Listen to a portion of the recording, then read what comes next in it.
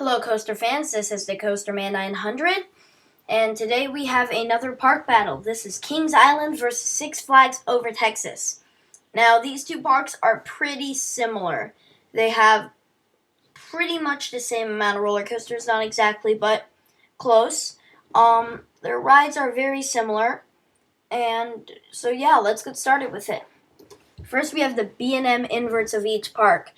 Banshee versus Batman the Ride, and Banshee is not open yet. It'll be opened in April, but I can imagine Banshee will be a great ride. So Banshee will win, even though Batman has good theming. I imagine that Banshees will be much better than Batman's, and also there are like many clones of Batman. So this is an easy win for Banshee. A wooden coaster versus a hybrid coaster. This is a Beast versus the New Texas Giant. This is a really close battle, but we're going to give it to the New Texas Giant because it's smoother and, well, there are a lot of wooden roller coasters out there, but, well, the New Texas Giant is a great ride, and I'm pretty sure that it would beat any wooden roller coaster with the exception of El Toro or something like that. So, yeah, the New Texas Giant will win this one, but not by much. Launched or Flying, Firehawk versus Mr. Freeze Reverse Blast. Now, some of you may be thinking right now, why isn't Mr. Freeze against Flight of Fear? And, well, my answer is, I have no clue. I kind of blanked when I made Mr. Freeze in this, but the point still will go to Mr. Freeze because, well, I just prefer that ride layout over Firehawks. The two out and back roller coasters. The Racer versus Judge Roy Scream. The Racer wins because it is taller and they are racing. Unlike Judge Roy Scream is a normal wooden roller coaster and it's not that big. And also another reason why the Racer wins is because it is an ace landmark, which is pretty cool. Family coasters, the Bat versus La Vibora. La Vibora. I don't know. It's hard to pronounce. But La Vibora wins because there are not many bobsled coasters out there, and it's pretty rare to find one, so we will give the point to La Vibora, but the Bat is a pretty darn good floor. But I think that the Bat is a great suspended coaster. I like this picture. You can see both of the colors. Anyways. The looping coasters of the park. The oldest looping coasters of the park specifically. Shockwave versus Vortex. The point will go to Vortex because it has more inversions and it's one of the better aero loopers out there.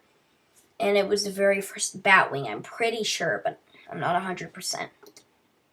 The mine trains of each park. Runaway Mine Train and Adventure Express.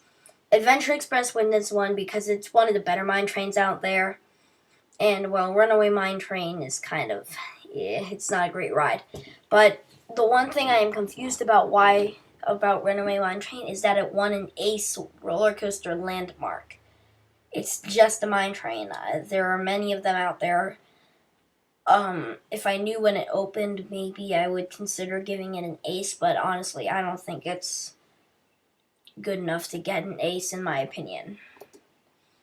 More family rides. There are a lot of family rides at these parks, especially Kings Island. It was voted best kids area, so, yeah. Flying Ace Aerial Chase versus Runaway Mountain. Runaway Mountain wins because it's in the dark and it's a cool ride. Well, Flying Ace Aerial Chase is kind of lame, in my opinion. Hypercoasters, Titan versus Diamondback. Diamondback will get the point because it has a lot more airtime and it's just an overall better ride. While these parks are both very similar, they do have some extra roller coasters. Now, by looking at this, you might be wondering, why isn't he pairing up the kiddie coasters? Well, the truth is, we know barely anything about kiddie coasters, so what's the use of pairing them up if we know nothing about them? It would just kind of be like a wild guess, and honestly, I don't like that. So yeah, that's pretty much it. Drop Towers. Drop Tower Scream Zone at Kings Island versus Superman Tower of Power. And the point will go to Drop Tower because it is a gyro drop and it's taller and it's faster. And, well, Superman Tower of Power is just another S&S power tower. Not that special. Kings Island will get an extra point because Golden Ticket Awards voted it Best Kids Area in 2013. Yeah, it's a great kids area. I've never been to the park, but I have seen a map of it, and their kids area is pretty big. It's a great kids area, for all I know about it. So 12-7 Kings Island's in the lead. SkyScreamer versus WindSeeker.